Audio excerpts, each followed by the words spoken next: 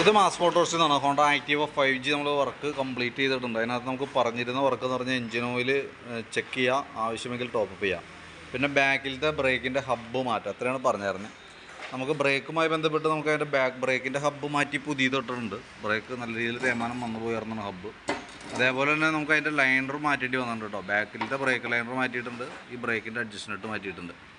ഫ്രണ്ടിലേക്ക് വരുമ്പോൾ ഫ്രണ്ടിലെ ബ്രേക്കും ഓൾറെഡി ലൈനർ മാക്സിമം തീർന്നിരുന്ന ലൈനർ മാറ്റിയിട്ടുണ്ട്. അതേപോലെ തന്നെ ഗ്രീൻ ഷോക്കിൻ്റെ ബുഷ്, ലിങ്കിൻ്റെ ബുഷ്, ഈ 2 ബുഷുകളും മാറ്റിയിട്ടുണ്ട്.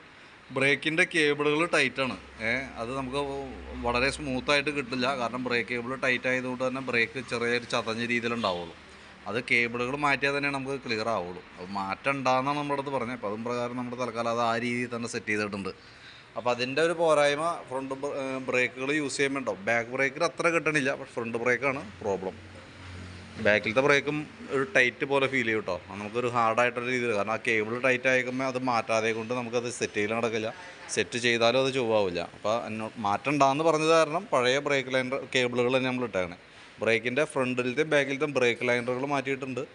അതേപോലെ തന്നെ ബുഷുകൾ മാറ്റി റീസെറ്റ് ആക്കിയിട്ടുണ്ട്. എഞ്ചിൻ ഓയിൽ ഒരല്പം കുറവുണ്ടായിരുന്നു, അത് ടോപ്പപ്പ് ചെയ്തിട്ടുണ്ട് കേട്ടോ.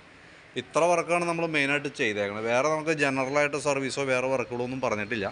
ജനറൽ സർവീസൊക്കെ ഉണ്ടെങ്കിലാണ് നമ്മൾ ഡീറ്റെയിൽ ആയിട്ട് ചെക്ക് ചെയ്യുള്ളൂ. അതല്ലാന്നുണ്ടെങ്കിൽ കസ്റ്റമർ എന്ത് വർക്കാണോ പറയണേ ആ വർക്ക് മാത്രമാണ് നമ്മൾ ചെയ്യുക. അപ്പോൾ ഇത് ആ രീതിയിലുള്ള വർക്കാണ്. അപ്പോൾ അതിന് വേണ്ടിയിട്ട് ആ രീതിയിലുള്ള വർക്കിൻ്റെ ആ രീതിയിലാണ് നമ്മൾ ചെയ്തേക്കുന്നത് കേട്ടോ. അപ്പോൾ അതിൻ്റെ വർക്ക് കംപ്ലീറ്റ് ആയിട്ടുണ്ട്. അതിന് ബില്ലാക്കിയിട്ട് ഞാൻ അതിൻ്റെ ഡീറ്റെയിൽസ് വാട്സാപ്പിലേക്ക് തരാം. ഓക്കെ, അപ്പോൾ ബില്ലായി കഴിയുമ്പോൾ ഓൾറെഡി ഓഫീസിൽ നിന്ന് കോൺടാക്റ്റ് ചെയ്തോളൂ.